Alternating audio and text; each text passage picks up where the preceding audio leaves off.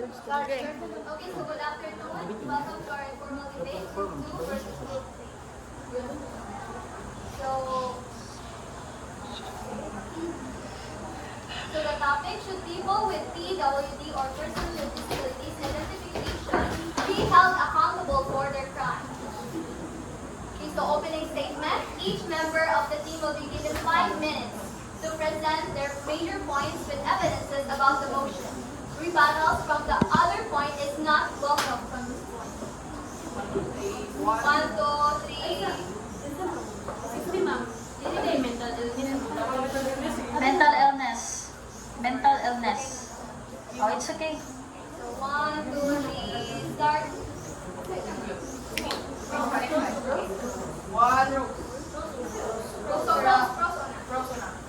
One, two, 3, go. So, should people with mental illness be fully held accountable for their crimes? That's the question. So, ladies and gentlemen, individuals with mental disorders must be held accountable for their crimes. As accountability is essential for justice and societal safety. By recognizing the impact of mental health on behavior while still enforcing consequences, we can foster a system that promotes both rehabilitation and responsibility. The question of accountability for individuals with mental disorders who commit crimes is complex yet crucial. Should we excuse harmful action simply because of a person's mental state? Consider the case of a person with severe depression who commits theft to survive. Does their illness absolve them of responsibility? Or does it highlight the need for a justice system that balances compassion with accountability?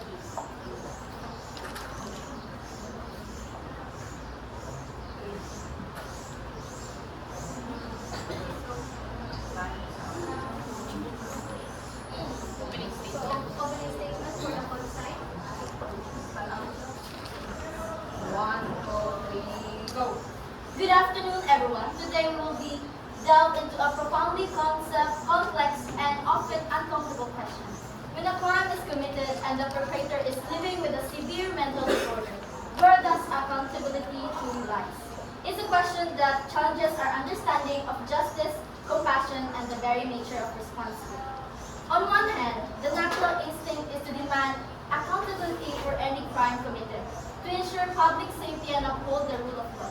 However, today, I want us to carefully consider the profound ethical, moral, and practical challenges that arise when we insert on full criminal accountability for individuals whose very capacity for rational thought, intent, and impulse control may be fundamentally compromised by mental disorder.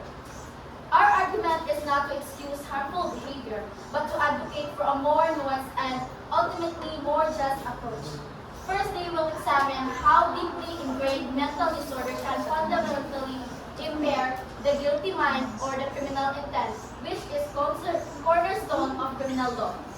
Can we truly attribute malicious intent to someone whose reality is distorted by psychosis, or whose actions are driven by uncontrollable impulse disorder? Secondly, the ineffectiveness and indeed the potential harm of incarcerating individuals who require psychiatric treatment, not solely punitive measures. Prisons are designed for punishment and deterrence, not comprehensive mental health care. It will exacerbate the existing conditions, creating a door of recidivism, the tendency of an individual to relapse into criminal behavior after being punished for a previous crime, rather than rehabilitation.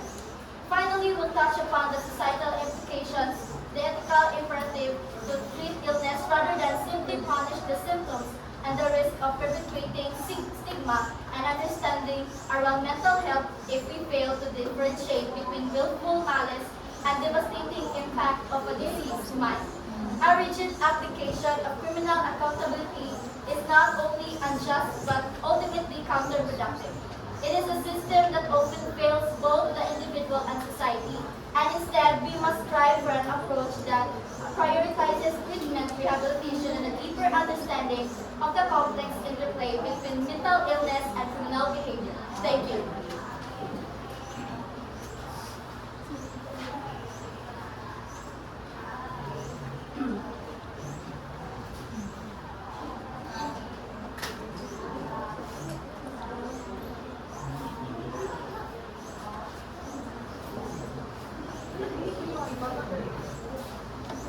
Okay, so I, the moderator, will draw questions and the debaters can answer within the time limit.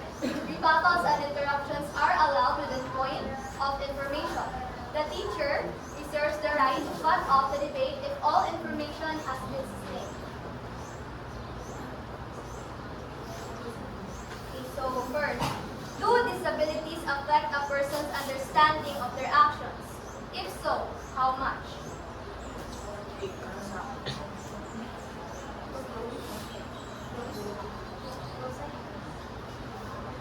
Okay, so Rosai, that's your question. Yes? Do disabilities affect a person's understanding of their actions? If so, how much?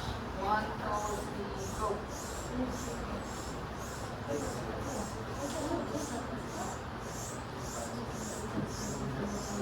You're already given 5 minutes to answer. So for me, disabilities affect the person's understanding of their actions because disabilities also have, disabilities still have knowledge in their minds. They also know what is right from wrong. And if so, how much? It affects really, really big. It has a big impact because they still know the difference between right from wrong.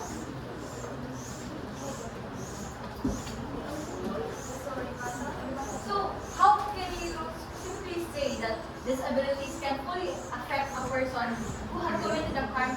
So, for them to be able to be accountable for the things that they have done, when in fact, when a person is disabled, especially in their mental state, they were disregarded. Their mental capacity is very low compared to normal people, thus leading for them to struggle in comprehending and understanding the situation and the actions that they made because their traumas or anxieties were triggered by a situation. Well, in that case, so if we say that grieving parents whose daughter was raped and killed by someone who couldn't help it, to be pat them on their back and say sorry for their children, child's killer wasn't in the right state of mind. So justice can be served. No, that's injustice. It's distinguished of compassion. We are not advocating for the rejection of treatment and rehabilitation. We are demanding accountability with responsibility.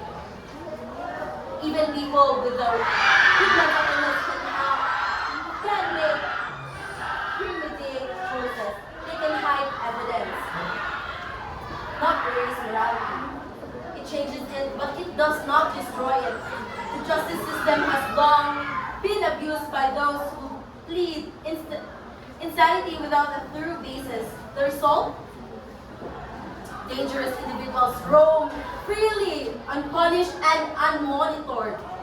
Not because they were cured, but because they were. We are not here to punish mental ill. We are here to protect society. If we continue to use mental illness as a shield, we're not defending the sick. We're enabling the dangerous. So are you willing to take the risk of the safety of our streets, the lives of innocents, and the dignity of justice, just to avoid hurting the criminals?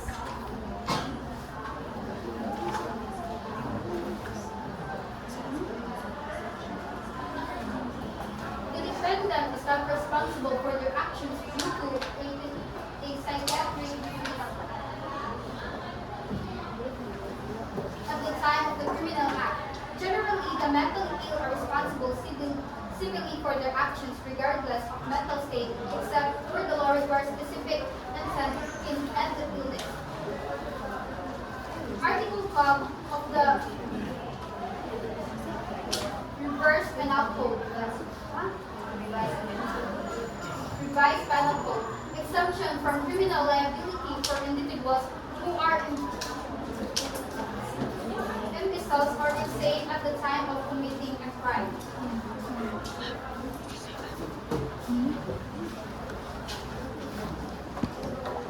Courts already consider mental disability when deciding punishment.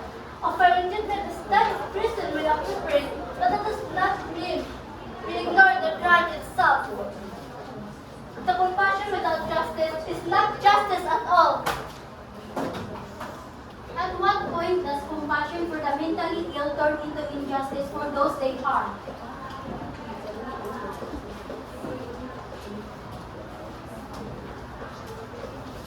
Justice is not about punishment. So it is about fairness. So it's not just about retribution or revenge. We also have to consider those who have a mental illness or disorder that they do not know that they do not know about right from wrong. So punishing a person who lacks the capacity to understand right or to understand their actions undermines the very foundation of justice. Next. Next question. So next, what is your strategy in dealing with this situation in PW? Needs or mental disorders? How well do you think your strategy would work? You still given 5 minutes to answer. So close. 1, 2, 3, go.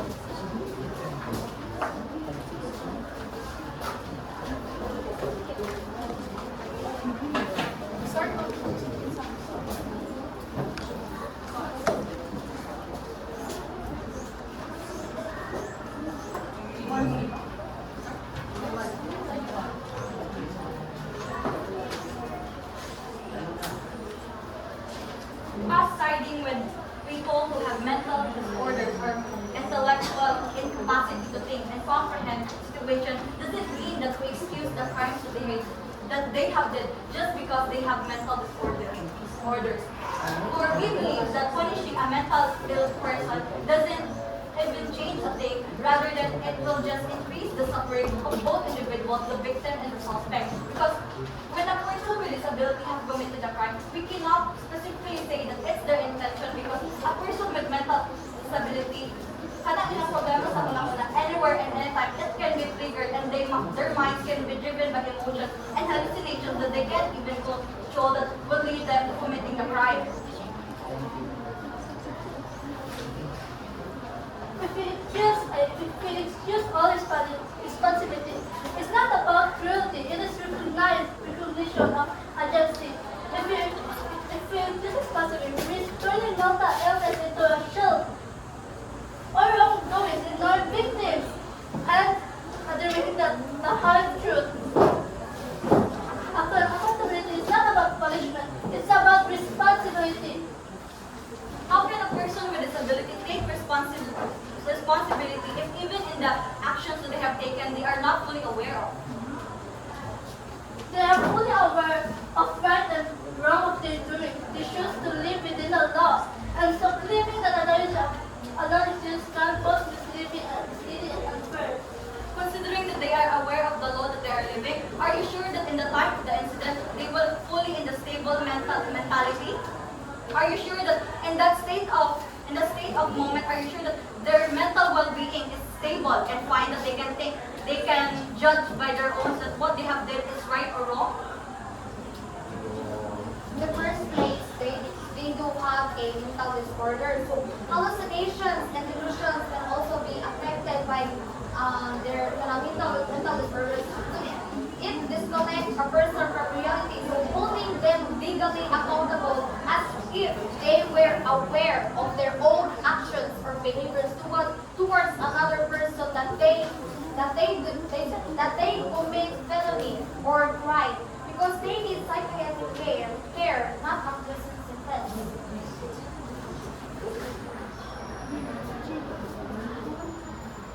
If you start using mental illness as a blanket excuse, we are opening the gates to abuse the system. Anyone can fake symptoms. Anyone can claim trauma. In fact, psychiatrists' defenses have been exploited many times. There are even cases of criminals faking insanity just to avoid prison. Is that the kind of justice we want to support? A justice system where those who legitimate conditions are mocked and victims are ignored? Mental illness should never be a pretext to avoid responsibility. People with mental illness must be fully held accountable for their crimes they commit. So our idea is not to excuse harmful behavior, but to acknowledge that punishment is meant for those who can choose their actions and understand its consequences. If someone's mental illness prevents them from making that choice, it would be unfair and ineffective to treat them the same as someone who acts knowingly and deliberately. We're not making this an excuse for mental with disability for them to get away for the crimes that they have taken. As you said that many people have mocked the law by making a mental illness just to get away with the crimes that they have committed. But are you looking down on the law that our country have amended? Why is it the fault of the people who have a mental disorder that the law didn't identify whether that person truly has a mental illness or disorder? It weakens the justice system and endangers the safety of innocent people. True fairness means recognizing mental illness but not allowing it to erase justice. We are not making it an excuse. Rather than we are implementing our equality in providing evidence and not siding to. We are not making it an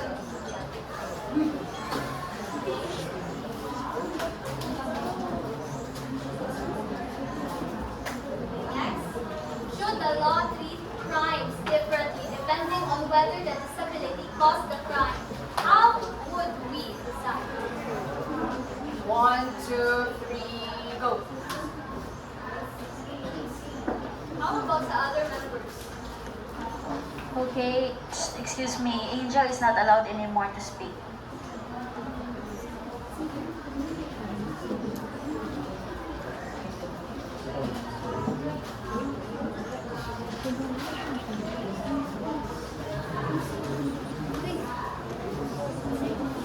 We only have 15 minutes. Make sure you... People with mental disorder should be held accountable for their crimes because they still understand right from wrong and make conscious decisions in taking action. This is important not only for public safety but also to prevent crimes, protecting both people with mental disorder and those without. While they should be treated with empathy, their behavior should not be tolerated. They must be responsible for their action. Just because a person has a mental disorder doesn't mean they suddenly lose all understanding of what is good or evil. Many individuals with mental conditions still know what murder, theft, or rape is, and still do it with full awareness. So if your argument is that mental illness excuses criminal actions, then how do you distinguish between someone who really lost control and someone who is just using it as a shield to escape consequences? Can you guarantee zero abuse? Don't get us don't get us wrong. We're not saying ignore their condition. We're saying acknowledge it, but don't excuse it. Do you really think the court doesn't have the capability or the understanding to test that criminal or the one who is accused who is mentally ill and does not want to ask for record for it?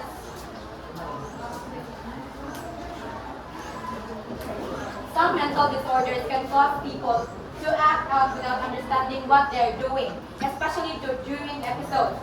For example, someone in a psychotic break may hear voices commanding them to do something violent, and they couldn't control the voices inside their heads.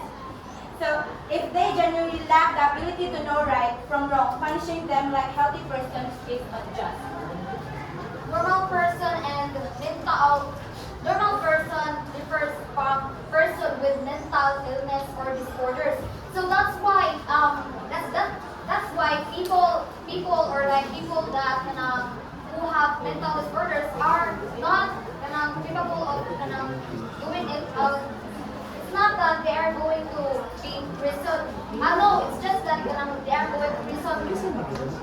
They are sending to a which kanang illness should be held monitored to the psychiatrists or doctors. Okay, for a while ha, listen. Remaining time is 5 minutes. And I guess, as I've observed, you only just read your notes. I really don't know if you truly understand what you are reading. So, yes, Miss Murillo? As to the questions above, ano tayo may comment ni mga atras? Say it. Kanang wala ninyo natulog ang kana bitaw mga question. Yes, I asked about the law. Yeah. So you only read what you are, saan na yung mga notes diha, you only just read. A few lang ako nakitaan nga, parang who truly understand the topic, no? Yes? Napaka-comment? Oh yes, go. Wala mo ba isgot o facts o di ba scientific evidence? Wala kayo magiging na. Ang lumang gudera kayo maglibok na siya sa ethical, science, o history. At tulad mo sa kasi balik-balik yung wala yung progression ng debate. Okay, any other comments, audience? That is your purpose, audience. You observe. Uy, sa may comment nyo din, natuog na mo din ha? Okay, so the questions above those are guide questions for you to tackle. No? If wala mo ning agree sa pikas, ribat. You are only just reading. And some of you, balik-balik na ugdubag, no? So, as of this moment, I will give you 5 minutes. Magbisaya na ta. Tanaw na ko, unsa. Go! Ayan na pag-question. Istoryahan na sila, magbisaya na sila. Tanaw na ko, asa judapita sila nakasabot sa ilang ibang basa. Ha? Sige. Only once lang ha. Kaya no, uban wala ni tingog. Daghan kayo ni tingog dali nga side. Go. Yun sa naman, 5 minutes na. 1, 2, 3, go! Start. So, I would just like to answer this question. Should the law treat crimes differently depending on whether the disability caused the crime? How should we decide? So, as Abder said na, we are using mental disordered person as an excuse to escape a crime. So, natural nga, the law will treat them differently because their minds and capability to comprehend and take is different. A people with a healthy mindset and the people with mental disability differs in the capacity to take. That's why nga dapat we treat them differently, not because we're using an excuse, we're bridging fairness. We are simply just giving them what they need, which means assistance. We're giving them assistance because they are the ones who can properly comprehend. Yes. So, we're giving them assistance because they are not mentally aware sometimes of their actions. We are not excusing them.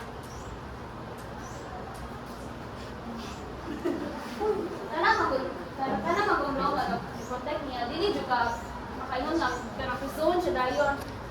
Kana malaw kana need ka bitaw i-test for confirmation kung unsa jud kalala ang iyang kana condition as mental disability. Kay kuan man magdepende naman ako kanus siya ay kung unsay angay i-treat sana angay nga treatment para niya care siya mo bitaw nay mga psychiatrist para mo babang nila kung unsa pag handle nila ng ingana nga kuan ay kanang illness.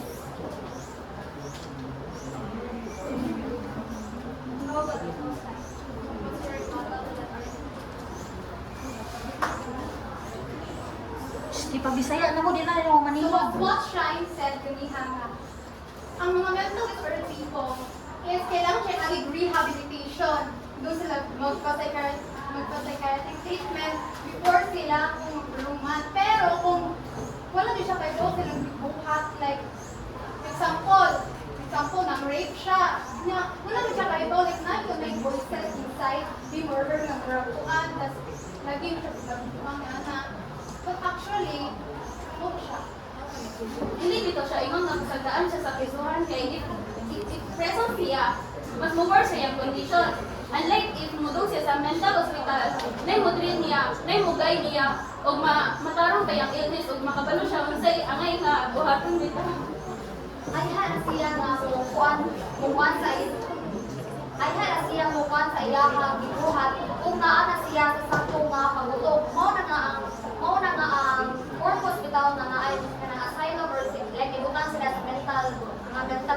hospital kay aron maayo na sila sa ilang kuan ana na sila nga kuan sa trial sa law nga kanang tarong na gyud na sila kamutok na nakahibaw na sila sa law, nakahibaw na sila sa right and wrong behavior.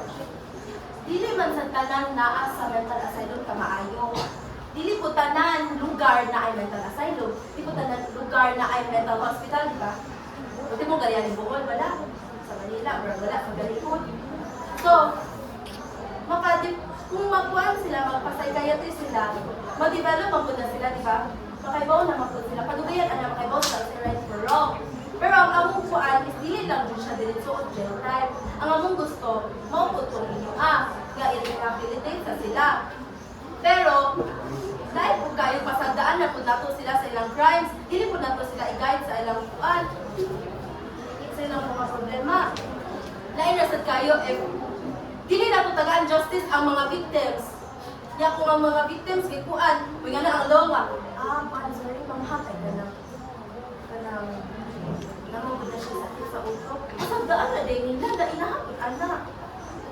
Di ba dapat equal? Dapat equal ka lang. Kung saan ka equal, na. Dili man tanang kuan. Dili man tanang naay mental disorders kay kuan. Sa kanang worst of mental state. Okay, need to test for information, no? And niingon ka about justice. Kung saan pagkatag ng justice, no? Ang hindi ka sa justice.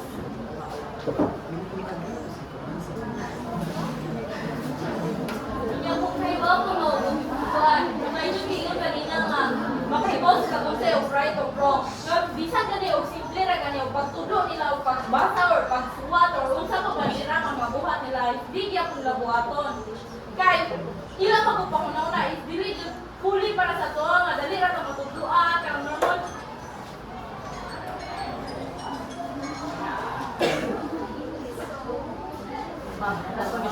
Okay, I never heard of some cases or nagka-mention ba mo mga Republic Act or studies? Ha? Asa dapita? And, magod na, wala kayo binakadiwag diri kay ano, paspas kayo mo mag-iistorya, paspas kayo mo nibasa sa inyong mga papel, mga script. No? Unsa man to? Asa sa dapita? What is that? Without looking at that notes, what is that? Article 12 states that what? Accepted ang mga mentally ill, mga imbecile na person. Exempted of what? For the reason, piluni na ilang buhat na. Ha? Ilang piluni na buhat na right. Mm-hmm. And then?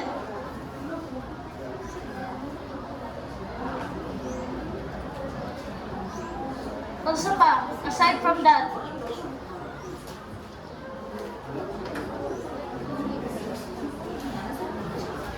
how about the other group? Ang among main point man jud ma'am kay should be in jail pa man. Ang ilang iso naman dayon. Ang among main point naman kay should be in jail. Wala pa man iniingon yan na sila sulod pakiso na sila dayon. Ma'am, Yes. paano mo nila ma'am? Wala may dagan nila ni Bati ma'am kaya wala sa gabutang limitations ma'am. Ayon ta unang bot na to gabutan sila kung saan kasi yung sakit ko na. Wala nga kasi klase nga metalinis pa, kung kanina metalinis pa, dapat yung makaka-affect man siya ang kuan. Tara kasi siya ni susimit, ikulit ba? Mm-hmm. Ayon sa gabutan sa parameters na ba? Kung mo bidagan din yung debate nila kayo sila. Kung saan man to, kung buat ba, kung kaya ka, kita ulo. Kung saan mo na ba sa mga dito? Hindi makapikos pa kung na. Wala ginala, i-clear daan ba? Kung saan din na klase na O kung saan nga klase ng mental illness. Oo, bidagan din. Malibot-libot ra sila no. Siya una, para ma-identify na to kung siya may passing ang hindi mga Unsa ite, unsa dear? para di man kaingon ka magkaroon na yun. Yes.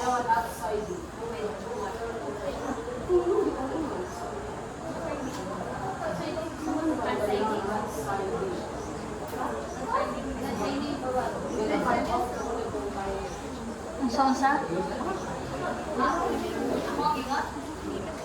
What I am saying is we are not siding with them for them to excuse their action, which means na wala nang i-consider silang action just because they are mentally disordered.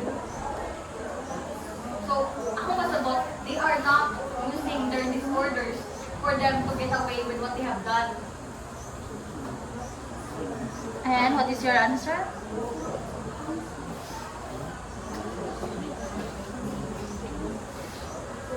Okay, okay, listen. Why is it na pag-start ganina pusot-pusot no, istorya, read. But then ako magitaga ang chance to express yourselves. Within 5 minutes, I give you the chance to talk in Bisaya. Walay ni isa ninyo ang istorya because you rely too much on your notes. That's why I told, di ba niyon ko the other day nga you are not allowed to use cell phones? Na isa nagitan ko nagamit og cellphones. Natuod mo yung notes pero gabasa raman mo. Is it usa may purpose unta sa notes di ay? It's for you to what? Evidence, idea, pure glance lang unta. Di kay sa man tin nagbasa na lang unta tawo wala na ta nagdebate. Ha? Naghatag na lang mo ang inyong mga papel at kami na lang ibasa. Do you really know what you are doing? Group 1 and, Group 2 and 3? Ha?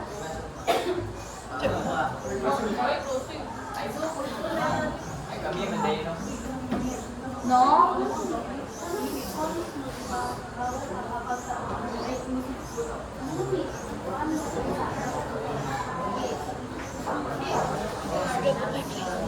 Kung saan mo diha ka mo na may nagnyunghungan na diha. About sa dapat i-or pa, ika na i-check how to Walang biningon niya, dili dapat sila itulong. Minsan yung mga ito, dahil hindi nga na mga ito, sila ng mga hindi ko si Milen. Oo, malilihap pa. So, work is Silong card. Ang pagdadalaw ka na malay sa sita o ka na ma-apply sa inyong article 12. Mo na need to get information. Hindi masanang kuan hindi nga pwede ninyo i-test baby. Kulang-kulang ba yun naman sa hospital? Okay. Na cases like that, cases like balita about that one. Wala ni-share ninyo no, maski isa. Ha?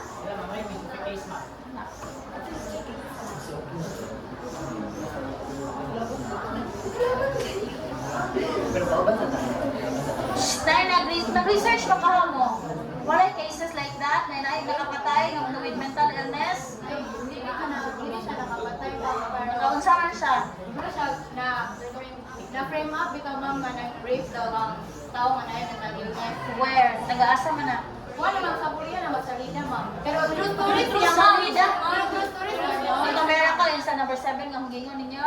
Yes. Wala na mo ilaing kuan katurag yun, nag-relay na mo ato ang hugingon nga miracle in sa number 7.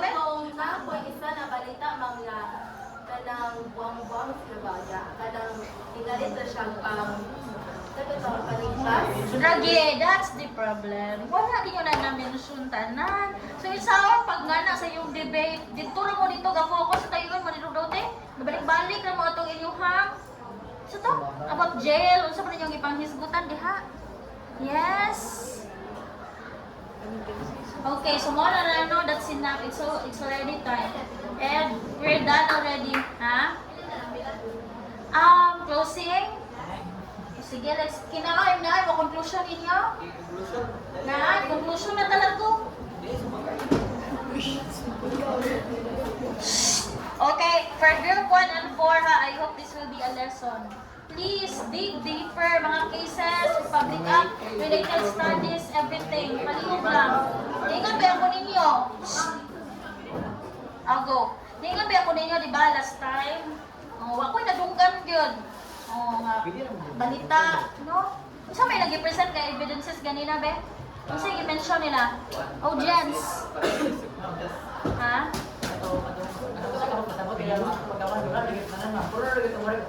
Lagi? Article 12, Maura to, no more. At least malang ni-share mo ba? Nga, mauni, nga no, ang yung stand. Ngano against pa mo nga fully responsible sa crime nila. So dapat na amoy kuan mga reports nga yung research nga it was reported in like for example ABS-CBN, no, Jessica Soho, there was a person there nga nanganagot mo, no? Kay para na mo'y proof. Or maybe, kuan ba ninyo, kana kailan ninyo, kana yung anak. Ha? Wala.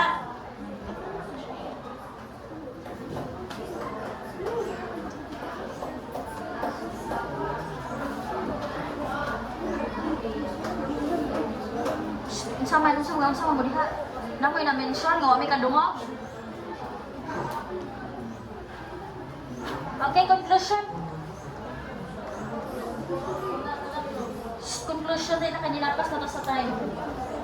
Wala na mag-conclude.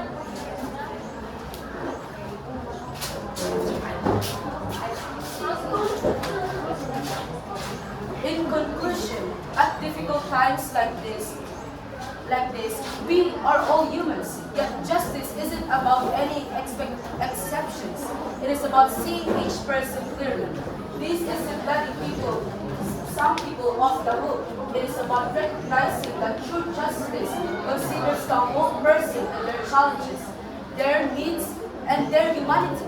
We can hold people accountable while still holding space for their dignity.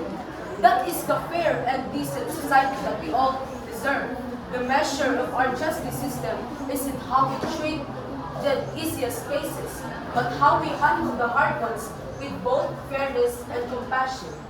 Everyone, regardless of disability, is the subject of the law. If a person with a disability commits a crime, they should be held accountable. Ladies and gentlemen, justice is not just about punishing, it is about understanding. When a person suffers from serious mental illness, they are not always controlled. They are not always in control. They may not understand right from wrong, may act under voices, delusions, or emotional disturbances they cannot control. Are we really going to treat them the same as someone who fully intended to commit a crime? Holding people accountable is important, but only when they truly understand their actions. Otherwise, punishment becomes cruelty, not justice. Let us be clear. We are not saying let them go. We are saying give them the right kind of justice. One that leads to healing, safety, and prevention, not just revenge. Even our laws recognize this.